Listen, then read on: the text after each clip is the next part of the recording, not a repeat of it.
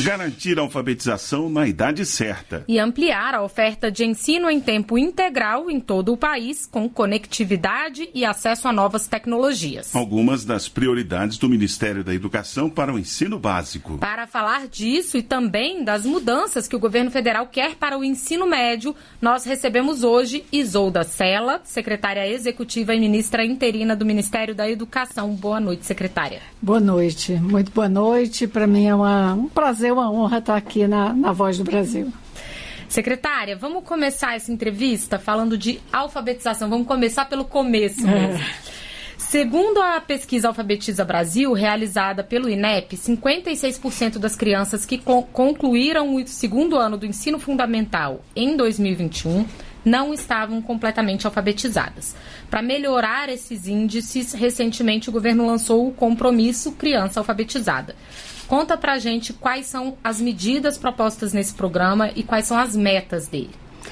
Bom, a meta do programa é garantir o sucesso da alfabetização das crianças na idade certa, que o Brasil responda a isso, né? Garanta esse direito de aprendizagem pela importância que isso tem para a sequência da escolaridade da criança, do estudante. Tem estudos já comparativos de regiões do mundo que mostram uma coisa muito, muito forte. Quando a criança tem o começo bem feito, ela tem cerca de 80% de chance de ter uma escolaridade com a trajetória regular, avançando dentro de um nível suficiente e desejável de desempenho. Ao contrário, quando ela fracassa, essa chance cai para 30%.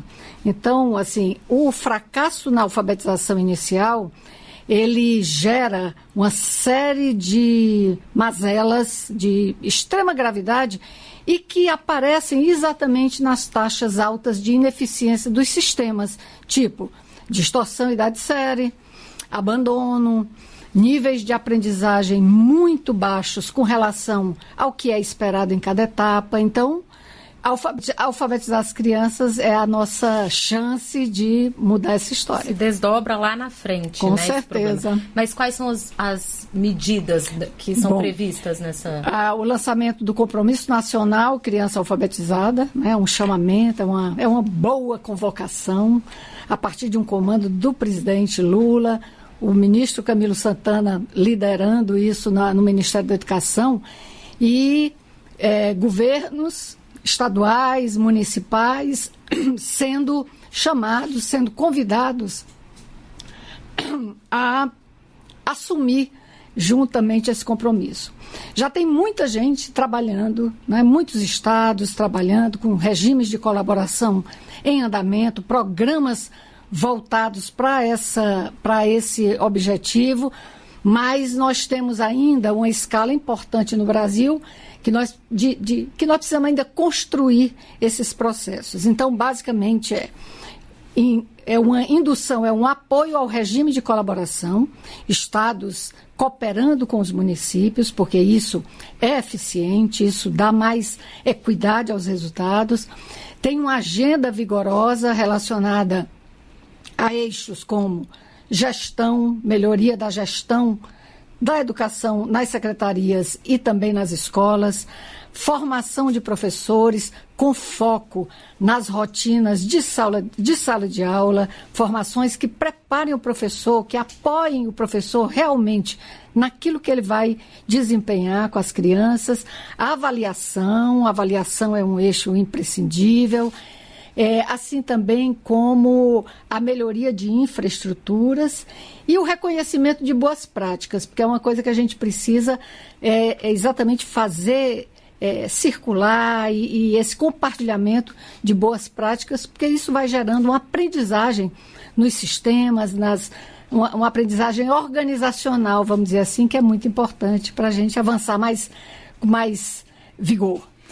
Secretária, outra prioridade do governo é a ampliação das escolas em tempo integral. Por que essa ação é tão estratégica? Qual é a diferença, né, para a criança estudar mais um período? Eu vou só, Luciana, antes de responder essa pergunta, fazer o seguinte registro. Nós temos uma adesão de 100% dos estados e em torno de 98%, quase 99% dos municípios brasileiros, né, aderiram ao compromisso, e isso é uma resposta maravilhosa, porque é como que os sistemas reconhecendo que isso é importante, que faz sentido, e essa adesão, juntamente com a parceria de tantos outros que estão aí, inclusive órgãos e organismos fora ali do campo da educação, do campo imediato da educação, mas que estão aí chegando junto para apoiar. Então, a gente tem uma perspectiva boa, positiva. Essa adesão de 98% ao compromisso criança alfabetizada. Ao compromisso criança alfabetizada. E com o tempo integral, não está tão diferente, está na mesma direção. Tivemos também um nível alto de pactuação, de adesão e, na sequência, a pactuação de matrículas. Isso foi feito por 100% dos estados. Nós tínhamos uma cota de oferta de vagas em tempo integral. Quando eu digo oferta de vagas, é através de um fomento, de um valor que é garantido às redes, aos estados e aos municípios, exatamente para apoiá-los nessa implantação da matrícula de tempo integral na partida, no primeiro ano dela, porque depois essa matrícula entra já no cômputo do Fundeb, e aí vai ter um financiamento já mais específico e devidamente direcionado para o tempo integral. Então, tem esse fomento, e que era em torno de 1 milhão e 400 vagas, e temos uma adesão já de 98,5% desse valor, ou seja, já temos uma meta aí importante a ser cumprida, mais de 1 milhão de vagas pactuadas por estados e municípios, todos os estados, e eu acho que em torno de 4.700 municípios, um pouco mais. E também nós temos aí uma expectativa muito positiva. Mais tempo para nós sermos capazes de qualificar o currículo.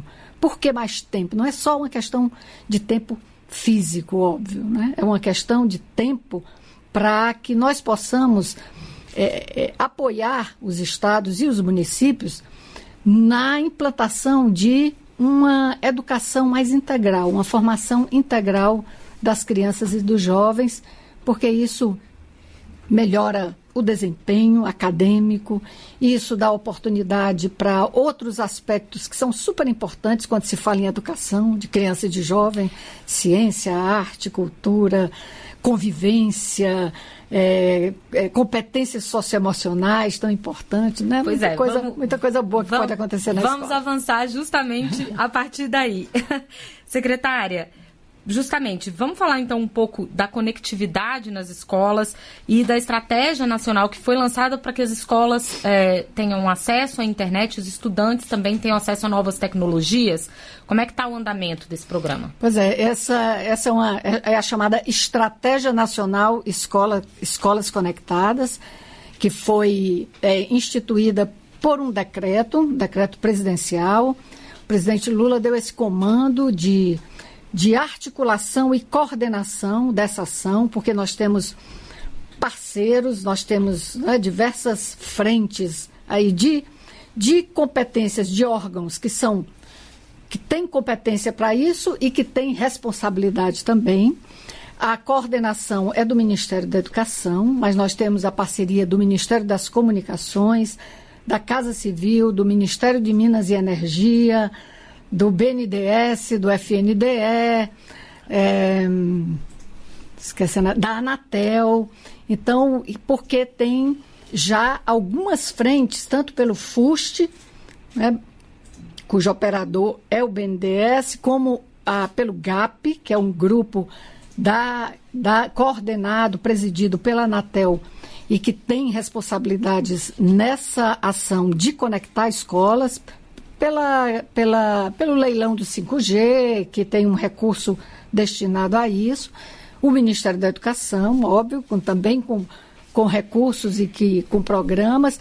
Então, é coordenar essas ações para que nós possamos garantir progressivamente que todas as escolas estejam conectadas com uma boa conexão, com a conexão suficiente para ter fins pedagógicos. É isso que interessa. Porque, olha, tem uma quantidade, vamos lá, das 138 mil escolas que a gente está considerando, 98 mil delas têm conexão. Tem. Algumas delas até têm fibra e tal, mas insuficientes para um bom uso pedagógico. Outras tantas que não têm ainda sequer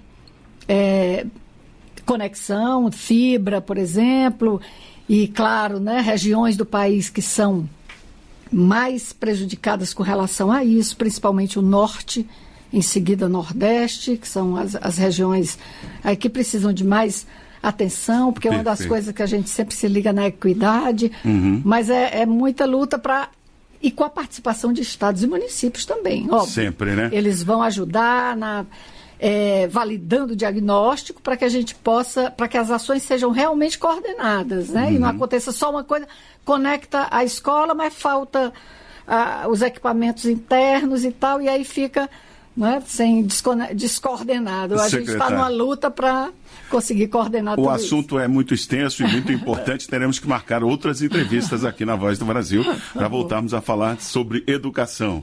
Conversamos com a secretária Isolda Sela, secretária executiva do Ministério da Educação e, neste momento, ministra interina. Muito obrigado pela participação. Eu que agradeço. Muito obrigada.